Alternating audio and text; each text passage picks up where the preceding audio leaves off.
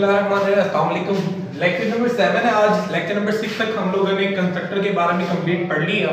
Constructor क्या होता है ये भी पढ़ लिया, कंस्ट्रक्टर विद पैरामीटर भी पढ़ लिया, डिफॉल्ट कॉपी कंस्ट्रक्टर भी पढ़ लिया, कंस्ट्रक्टर ओवरलोडिंग का टॉपिक भी पढ़ लिया। कंस्ट्रक्टर के बारे में डिटेल से हमने सारा डिस्कस कर लिया, एक एक करके एक टॉपिक लिया, ठीक है, उसके पॉइंट्स पढ़े, साथ में उनकी एग्जांपल प्रोग्रामिंग एग्जांपल्स भी देख ली, सिंटैक्स वगैरह भी देख लिया, ठीक है। आज जो हम टॉपिक स्टार्ट करने वाले हैं उसका नाम है डिस्ट्रक्टर। कंस्ट्रक्टर से बिल्कुल उल्ट ये थोड़ा काम करता है, ठीक है। और डिस्ट्रक्टर के अंदर कहता है it is a type of member function, ये भी एक मेंबर फंक्शन की तरह ही होता है, दैट इज आल्सो एग्जीक्यूटेड, ठीक है, ऑटोमेटिकली, ठीक है, that is also automatically executed, ठीक है, ऑटोमेटिकली ये भी खुद ब खुद ही एग्जीक्यूट होता है, लेकिन but when the object of that class is destroyed, जब ऑब्जेक्ट क्रिएट करते थे मेन में तो कंस्ट्रक्टर खुद ब खुद ऑटोमेटिकली चला करता था। इसके बारे में क्या कह रहे हैं, ये जो डिस्ट्रक्टर नाम की चीज है आपकी, ये भी खुद ब खुद ही चलती है, ऑटोमेटिकली चलती है, लेकिन क्रिएट करने पर नहीं। ऑब्जेक्ट जब क्रिएट करते हैं तब नहीं ये रन होता, तब ये खुद को एग्जीक्यूट नहीं करता, बल्कि तब एग्जीक्यूट करेगा जब आपके पास क्या आ रहा होगा, आपका क्लास का ऑब्जेक्ट जो है वो डिस्ट्रॉय होगा।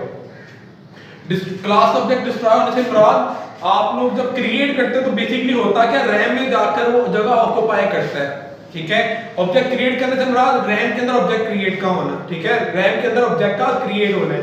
और डिस्ट्रक्शन से मुराद या डिस्ट्रक्टर से मुराद ये होता है कि जब रैम के अंदर से ऑब्जेक्ट क्या आ रहा होगा, खत्म, जब ऑब्जेक्ट अपने आप को रैम से खत्म करेगा, ठीक है, इस प्रोसेस को हम लोग क्या करते हैं, डिस्ट्रक्शन बोलते हैं, किसकी, ऑब्जेक्ट की, ठीक है।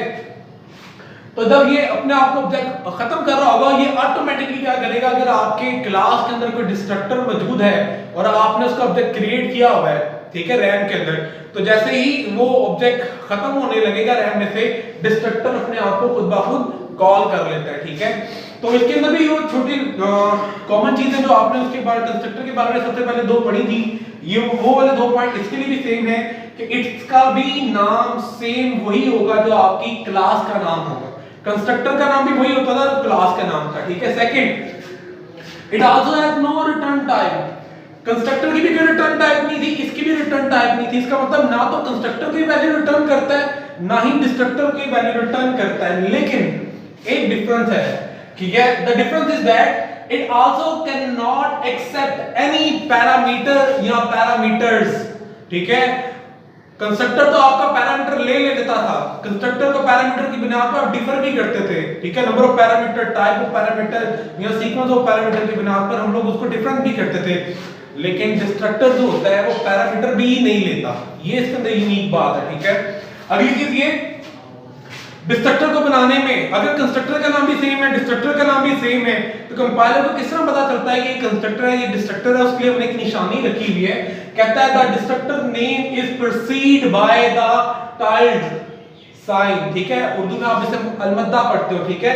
इस मद के साइन से, tilde के साइन से क्या होता है, ये प्रीसीड करता है, यानी कि नाम से पहले आप लोगों को tilde का साइन डालना है, तो उससे कंपाइलर ऑटोमेटिकली जज कर लेता है, यार ये तो मेरे पास जो गिवन है ये क्या है, डिस्ट्रक्टर है, ठीक है।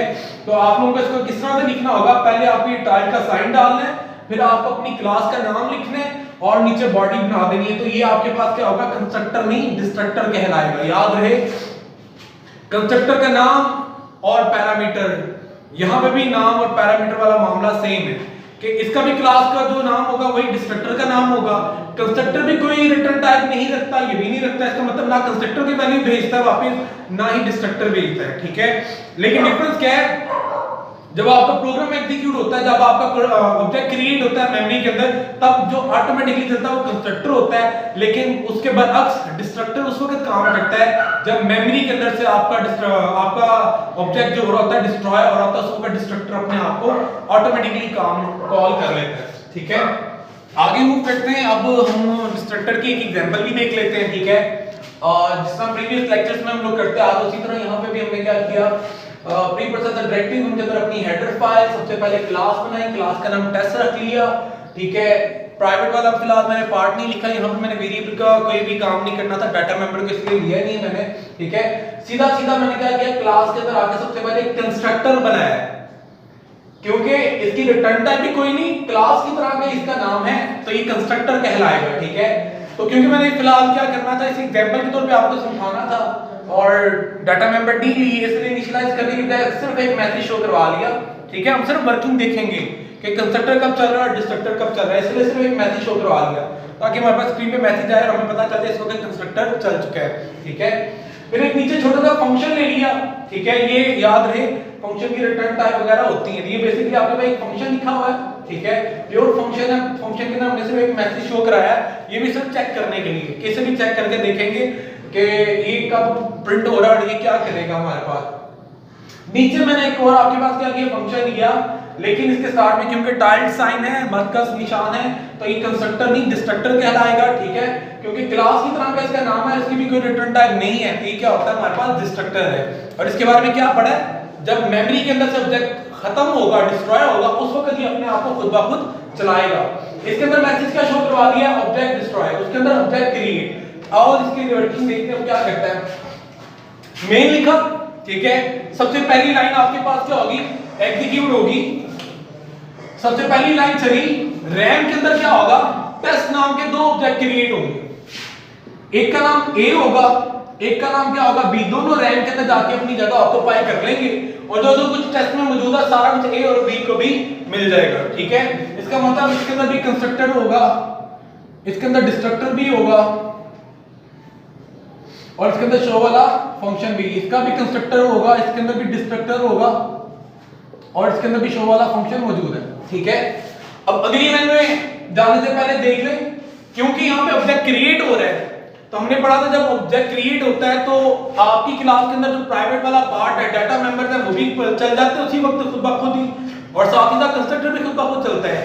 तो डाटा मेंबर वाला पार्ट तो लिया नहीं यहाँ पे हमने, तो वो तो फिलहाल नहीं चलेगा, लेकिन आपके पास क्या होगा, जैसे ही लाइन चलेगी, ठीक है, आपके फंक्शन आपके क्लास के अंदर कोई कंस्ट्रक्टर मौजूद है तो वो भी ऑटोमेटिकली चल जाएगा। तो जैसे ही टेस्ट ए चला, इतना सा पार्ट चलेगा, ए के लिए इसके कंस्ट्रक्टर वाला पार्ट चलेगा और उसके अंदर आके क्या होगा, ऑब्जेक्ट क्रिएटेड, आपके पास स्क्रीन पे मैसेज दिखा देगा, ऑब्जेक्ट क्रिएटेड। ठीक है, ऑब्जेक्ट क्रिएटेड लिखा आ गया, एंटर ने क्या किया, कर्सर को यहां पे उठाकर अगली लाइन पे फेंक दिया, तो कर्सर यहां पे ब्लिंक कर खत्म हो गया, वापस यहां पे आ गया, फिर आगे वाला पार्ट चला, यानी कि बी वाला भी रैम के अंदर क्या होगा, इस वक्त ऑब्जेक्ट क्रिएट हुआ और बी के लिए भी कंस्ट्रक्टर चल गया और बी के लिए भी यहां पे मैसेज शो हो गया, ऑब्जेक्ट क्रिएटेड। ठीक है, फिर आपके पास एंटर की वजह से कर्सर अगली लाइन मूव कर गया। ठीक है, बॉडी खत्म हुई, वापस चला गया, तो दोनों के लिए क्या हो गया, कंस्ट्रक्टर एक एक करके चलेंगे, ये ए के लिए चला है और ये वाला बी के लिए चला है आपके पास। ठीक है, अब अगली लाइन में किया हमने टेस्ट के लिए वैसे ही देखना चाह रहे थे। ठीक है, आगे क्या आता है, मैंने ए के लिए शो का फंक्शन कॉल किया, ए किसे रिप्रेजेंट कर रहा है, टेस्ट को, यानी कि टेस्ट का शो वाला पार्ट चलेगा, टेस्ट के शो वाला कौन सा पार्ट, ये टेस्ट का शो वाला फंक्शन चला और स्क्रीन में क्या लिखा आ जाएगा, हेलो प्रोग्रामर।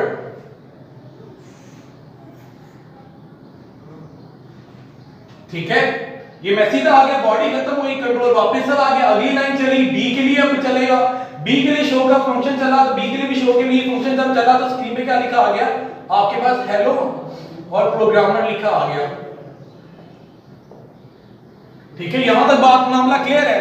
अब आगे कोई लाइन नहीं है, गेट सी चला, मेन का फंक्शन खत्म हो गया, ये जैसे ही लाइन है मेन का फंक्शन खत्म, जैसे ही मेन का फंक्शन खत्म होगा तो मेन के अंदर जो जो चीज क्रिएट की हुई आपने, जो जो वेरिएबल क्रिएट किए हैं, जो जो ऑब्जेक्ट क्रिएट किए हैं, वो रैम से क्या होगा, सबसे पहले खत्म होंगे, फिर आपका फंक्शन क्या होता है, खत्म होता है। तो जैसे ही आखिरी लाइन आई, आपके पास क्या होगा, हमने अंदर दोनों ऑब्जेक्ट जो क्रिएट किए थे ए और बी, वो दोनों क्या हो जाएंगे, रैम के अंदर से रेज होंगे और रेज होने से पहले क्या करेंगे, चेक कर लेंगे कि इन दोनों क्लासेस के अंदर, इन दोनों के लिए क्या डिस्ट्रक्टिव पार्ट लिखा हुआ है, ए टेस्ट से बिलोंग करता है, बी भी टेस्ट, तो क्या टेस्ट के अंदर कोई डिस्ट्रक्टर वाला हिस्सा है, डिस्ट्रक्टर पड़ा हुआ है, तो क्या होगा, ए के लिए भी डिस्ट्रक्टर चल जाएगा, बी के लिए भी डिस्ट्रक्टर चल जाएगा। कब, जब मेन खत्म होने लगेगा, जब मेन खत्म होने लगता है तो अपने अंदर मौजूद जो वेरिएबल्स होते हैं और जो ऑब्जेक्ट होते हैं वो क्या करता है, उनका रिमूव करता है।